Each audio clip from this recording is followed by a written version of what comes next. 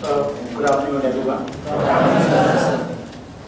Dr. Denkar, Ms. Louise Desai, Mr. Thara, ma'am, all faculty members, and all my dear friends.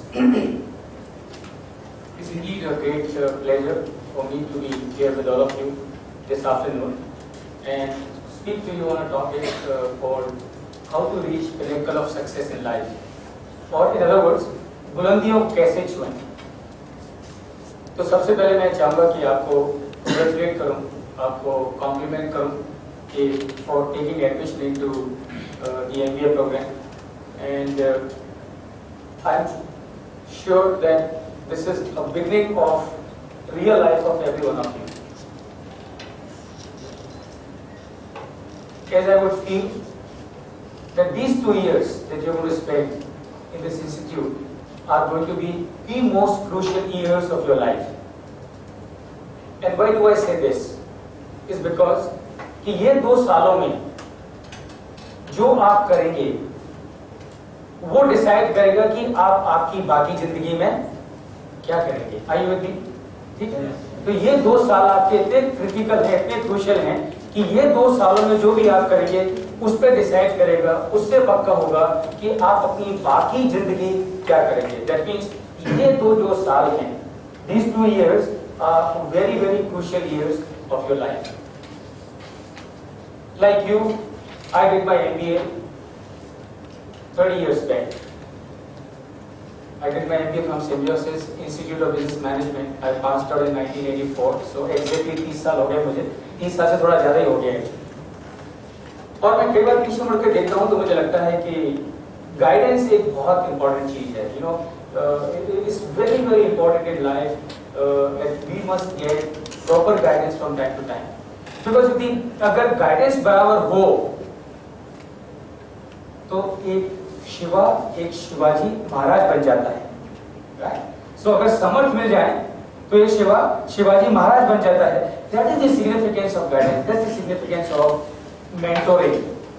And I am very happy because I thought कि जब मैंने MBA किया और मुझे लगता है कि अगर जिस तरह की गाइडेंस हमको मिली उससे बेहतर गाइडेंस आपको मिले ताकि आप आपके लाइफ में और आगे और आगे और आगे जा सकें।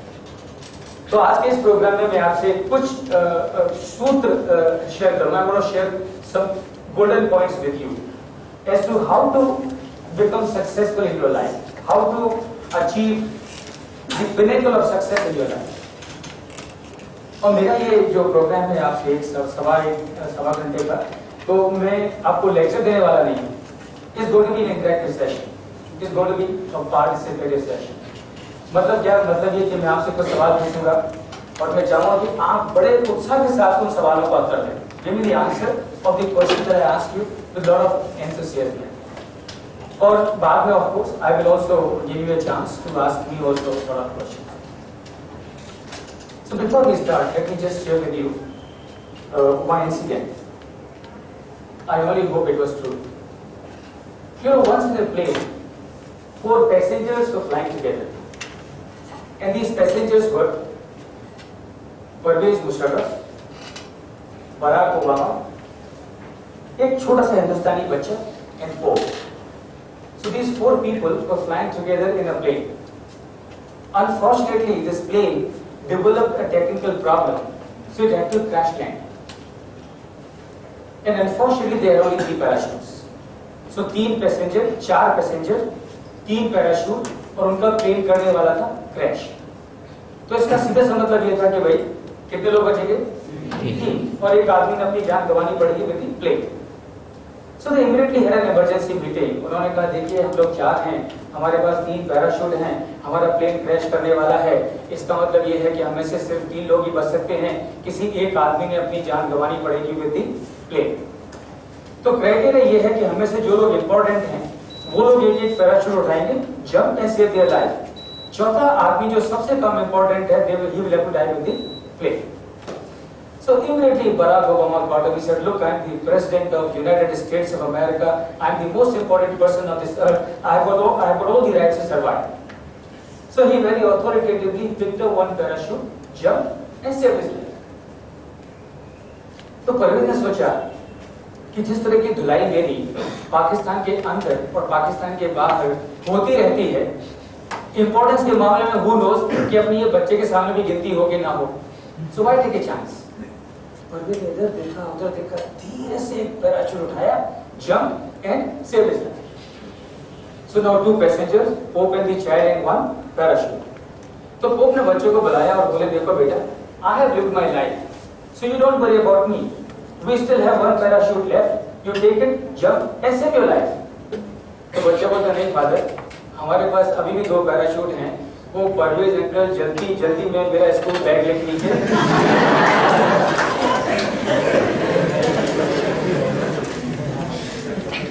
तो देखो एक चीज बताता हूँ मैं आपको कि हम सबका पोटेंशियल एकदम सेम है। और मैं कोई एग्जैजरेट नहीं कर रहा हूँ, मैं बिल्कुल भी एग्जैजरेट नहीं कर रहा हूँ, मैं बिल्कुल भी ऊंचा उठा के नहीं बोल रहा हूँ, मैं हकीकत बता रहा हूँ कि आपका, मेरा, हम सबका, और जब मैं बोलता हूँ हम सबका, इसका मतलब ये नहीं कि हम लोग जो बैठे इस रूम में वो, इसका मतलब सब लोगों का, दुनिया में जितने भी लोग हैं, सबका पोटेंशियल एक है, एक जैसा है। जरूरत किस चीज की है? जरूरत इस चीज की आप अपने पोटेंशियल को तरीके से इस्तेमाल करें, उसको राइट डायरेक्शन में लेके जाएं, उसको पूरा निखारें। और अगर हम उसको पूरा निखार पाते हैं तो बिलीव मी, आप नरेंद्र मोदी का हो या बराक ओबामा का हो या लक्ष्मी निवास मित्तल का हो या अमिताभ बच्चन का हो या सचिन तेंदुलकर का हो, कोई भी कहो, वो भी एक दिन आपकी तरह किसी क्लास में बैठे थे। यस और नो? सो वो भी लोग आपकी तरह के क्लास में बैठे थे। किसको मालूम था कि जब नरेंद्र मोदी किसी क्लास में पढ़ रहे होंगे, किसको मालूम था कि ये बच्चे एक दिन जाके पीएम बने? किसी को मालूम था क्या? तो किसको मालूम है कि आज की तारीख में आप में से जो बच्चे यहाँ बैठे हैं, उनमें से बहुत सारे लोग, और क्यों बहुत सारे के सारे लोग आने वाले दिनों में उनकी ऊंचाइयों को छुएं? क्यों नहीं हो सकता है? ऐसा बिल्कुल हो सकता है। इसके लिए हमको क्या करने की जरूरत है? इसके लिए हमको सबसे पहले तो गणपति बप्पा को याद करने की जरूरत है, राइट? क्योंकि वो विघ्नहर्ता है और वो सारी दुनिया की समस्याओं का समाधान करते हैं, और गणोत्सव का माहौल है। तो मैं सबसे पहले आपको उसकी बधाई देना चाहूंगा और इस प्रोग्राम की शुरुआत करेंगे। तो सबसे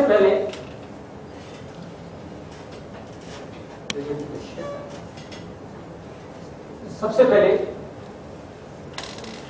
सवाल जो मैं आपसे पूछूंगा वो ये कि आपको क्या लगता है कि जीवन में कामयाब होने के लिए, सक्सेसफुल होने के लिए एक सबसे बड़ी इंपॉर्टेंट चीज कौन सी है? सच में hard work, goal, concentration, successful, aim, dedication, education, very good education, guidance, of course, discipline, ability, consistency, very good, knowledge, of course, very good knowledge, passion. Please join your hands and give a big round of applause to every one of you. Very good. I'm so happy कि आप सबने जो कुछ भी कहा, all that you said is what you need for being successful in your life. All that you have said is what we need for reaching to the pinnacle of success. And let me tell you a story. You know, एक दिन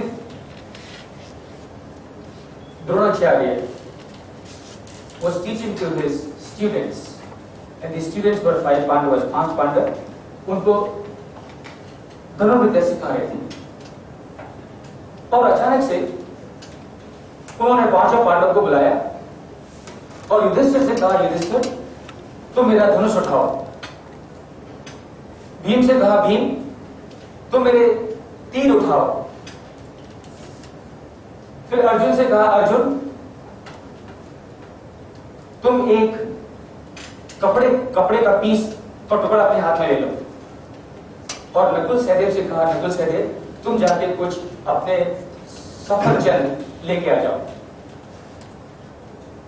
तो जैसा गुरु का आदेश था, युधिष्ठिर, भीम, अर्जुन और नकुल सहदेव ने गुरु के आदेश का पालन किया। युधिष्ठिर ने धनुष उठाया, भीम ने तीर उठाए, अर्जुन ने कपड़ा उठाया और नकुल सहदेव ने एप्पल सफरजन अपने हाथ में लिए और गुरु जी के सामने आ गए। और अब द्रोण ने कहा, चलो मेरे साथ। बच्चों को कुछ समझ आ रही, छोटे छोटे बच्चे, they could not understand as to what the master is having in his mind, but they followed as an obedient student. All of them followed the master, and Drona said, "Come with me." वो पांचों बच्चों को लेके द्रोण चलते गए चलते गए चलते गए चलते गए चलते गए चलते गए और एक जंगल में पहुंचे। और एक जंगल में पहुंचने के बाद उन्होंने बच्चों से कहा, यहाँ ठहरो। बच्चे अभी तक भी मन में सोच रहे थे कि गुरुदेव के मन में क्या है, क्या गुरुदेव करना चाहते हैं, क्या गुरुदेव बताना चाहते हैं। They were just thinking. And then Drona said to Nakul Sahdev, ये जो तुम सेब अपने साथ लेके आए हो, इस सेब को उस सामने की जो पहाड़ी है उस पर जाके रख दो। नकुल सहदेव गुरु की आज्ञा, सेब को लेके सीधे गए और पहाड़ी के ऊपर जाके रख दिया। अब उन्होंने युधिष्ठिर से कहा, युधिष्ठिर मेरा धनुष मूर्ति मुझे दो। युधिष्ठिर ने धनुष को साफ किया और गुरुदेव के हाथ में थमा दिया। अब द्रोण ने भीम से कहा, भीम मेरे कमान तीर दो। भीम ने गुरुदेव की आज्ञा मानी और तीरों को साफ किया और गुरुदेव के हाथ में थमा दिया। और फिर उन्होंने अर्जुन से कहा, अर्जुन अब तुम एक काम करो, अब तुम ये जो कपड़ा लाए लेके आए हो, ये मेरी आंखों के ऊपर इसको बांध दो। Now the Pandavas understood, oh yeah, what the master is trying to do today. Master has been teaching us archery for all these years. He has taught us many techniques, how to aim, how to take the aim and hit your target. But today Master is going to teach us a new technique, how to hit your target with your eyes blindfolded. The boys got very excited. They started imagining, now the Master is going to hit the target blindfolded. And उसके बाद में master will tell us as to how to do it. And the boys started imagining कि वो पूरे गांव में जा रहे हैं, आंखें बंदी हैं और सब जगह वो निशाना लगा रहे हैं। The boys were very excited. Drona ने तीर को धनुष के ऊपर रखा, आंखें बंदी हुई हैं और सेब की तरफ निशाना साधा और द्रोण ने string को he kept on pulling it, eyes are closed, and Drona kept on pulling, and the boys holding their breath, so anxious, with a lot of anxiety, were thinking that now Master is going to release the string, and the string is going to hit the apple, and as soon as the string hits as soon as the arrow hits the apple, the Master is going to tell us as to how to hit your target blindfolded. So the boys were very excited, and the Drona kept on taking and kept on pulling the string, and suddenly he released it. And the arrow exactly went away 500 yards away from the apple. सीधा तीर Apple से 500 गज दूर जाके गिरा। The boys could not believe it. Master, he cannot miss the target. So they felt embarrassed कि बच्चों, छोटे-छोटे बच्चों की प्रेजेंस में इतना बड़ा गुरु अपना निशाना चूक गया। The boys felt so embarrassed and they tried to hide their embarrassment. Yudhishthir ने कहा, गुरुदेव मुझे क्षमा करें, गलती मेरी थी, it was my mistake. Maybe I did not clean the bow correctly, and that's why when you were aiming, your hand slipped from the bow and you missed your target. Bhim से नहीं गुरुदेव गलती मेरी है, मैंने आपको जो तीर दिए वो तरीके से साफ नहीं किए और इसलिए जब आप उसको पुल कर रहे थे आपके हाथ से वो स्लिप हो गया और आप अपना निशाना चूक गए। अर्जुन ने कहा, नहीं गुरुदेव गलती मेरी है, शायद मैंने पट्टी जो आपकी आंखों पर बांधी वो इतनी टाइट बांधी कि उसकी वजह से आपके सिर में दर्द हुआ और उस दर्द की वजह से आपका कंसंट्रेशन ब्रेक हुआ और आप निशाना चूक गए। नकुल सहदेव बोले, नहीं गुरुदेव शायद गलती हमारी है, हम जो सफरचंद लेके आए थे वो शायद सड़ा हुआ था, उसकी बात आपकी नाक तक पहुंची और आपका कंसंट्रेशन ब्रेक हुआ और आप निशाना चूक गए। द्रोण ने पांचों बच्चों को कहा, एक लाइन में खड़े हो जाओ। पांचों बच्चे लाइन में खड़े हो गए और द्रोण ने एक खींच के चाटा पांचों बच्चों के गाल में मारा और कहा कि बेवकूफों, जीवन में एक मैसेज क्लियरली समझ लो कि तुम उस लक्ष्य को कभी भेद सकते नहीं जिस लक्ष्य को तुम देख सकते नहीं। You can never hit a target that you cannot see. And that is why the first thing that you and I need to do well in life is to know the target. Remember, if I don't know where I have to go, will I ever reach there? And the answer is no. अगर मुझे मालूम नहीं है कि मुझे कहाँ जाना है, तो मैं कितना भी चलता रहूं, लेकिन मैं वहां पहुंचूंगा नहीं जहां मुझे पहुंचना है। क्यों? क्योंकि मुझे मालूम नहीं कि मुझे कहाँ पहुंचना है। So first point, first sutra for doing well in life is that you and I must know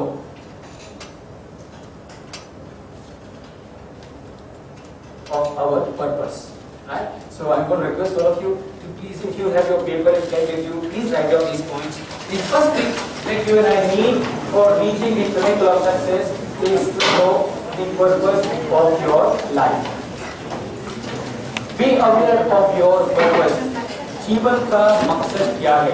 What is that I want to achieve in my life is what I must know, and why I must know, because if I don't know a target, I can never hit. I can never hit a target that I cannot see. The second sutra is optimize your 4 key resources. And let me tell you a secret. आपको मालूम है कि जिसको हम परमपिता परमेश्वर कहते हैं, अब हम उसको किसी भी नाम से बुलाएं, वो परमपिता परमेश्वर हम सभी को जब इस दुनिया में भेजता है तो वो 4 रिसोर्सेज के साथ में भेजता है। The Almighty, when he sends on this earth, परमपिता परमेश्वर कहो या मदर नेचर कहो, जब हम इस दुनिया में आते हैं तो हमारे पास 4 की रिसोर्सेज होते हैं।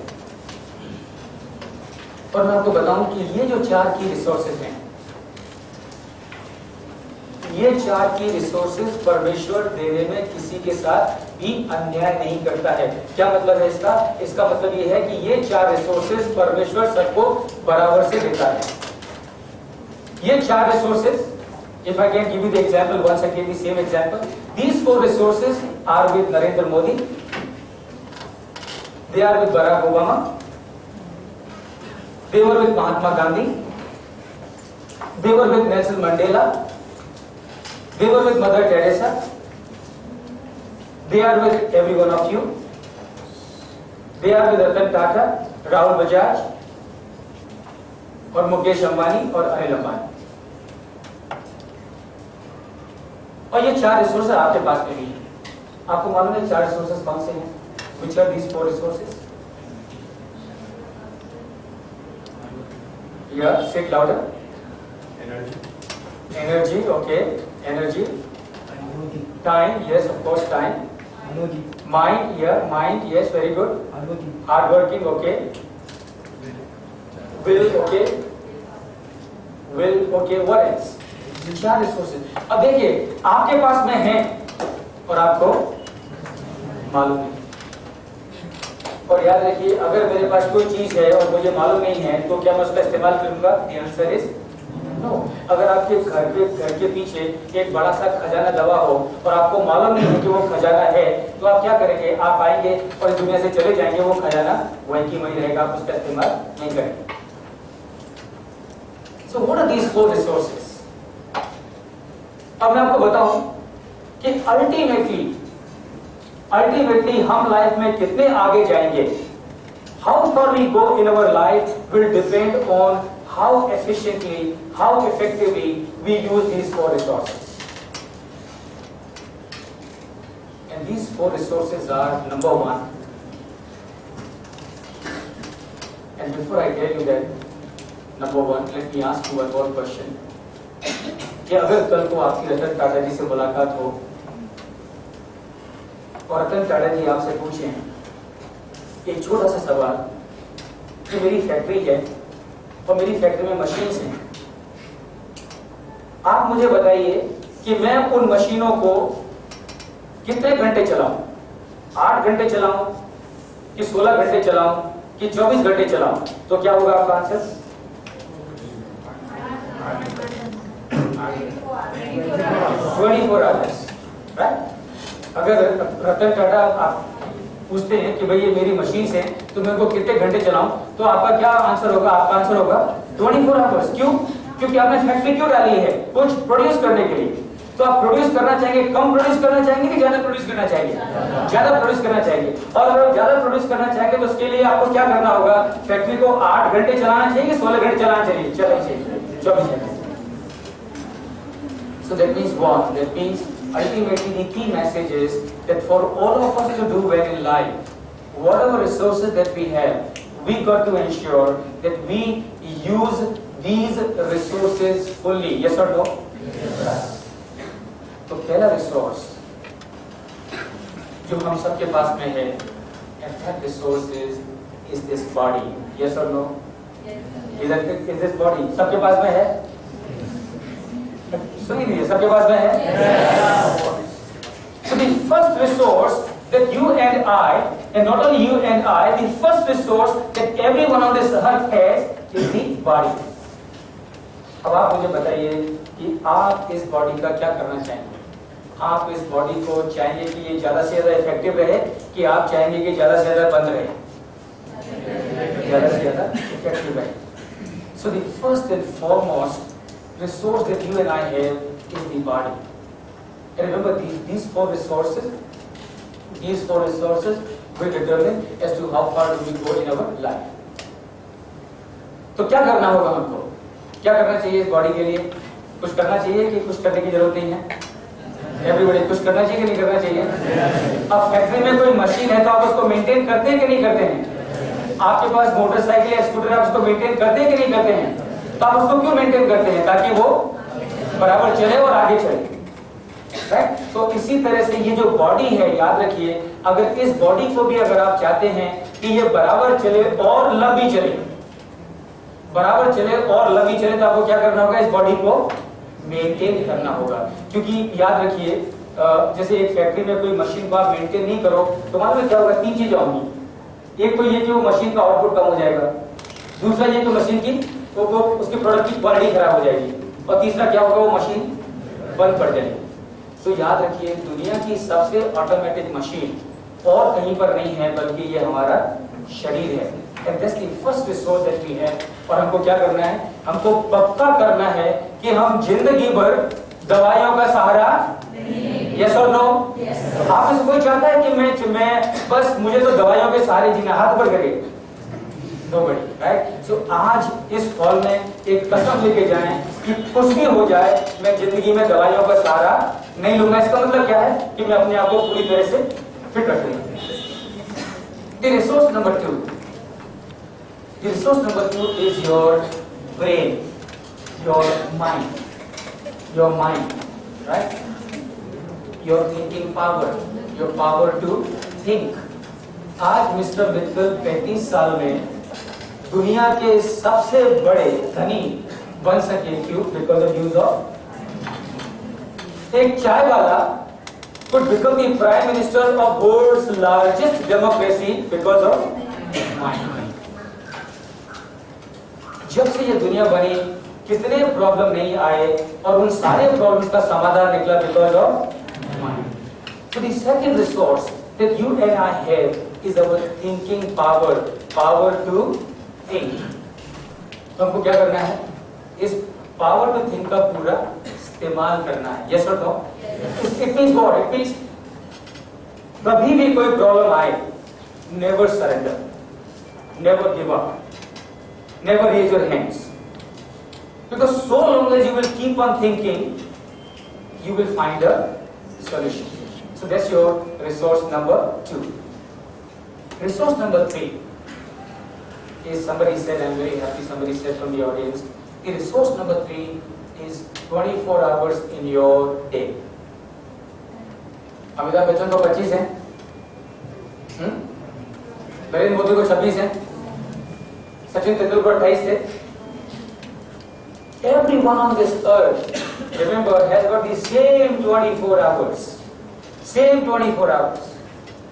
How you and I make use of these 24 hours will decide what kind of life we will live. So make sure that you use these 24 hours very efficiently, very effectively, and make full use of it.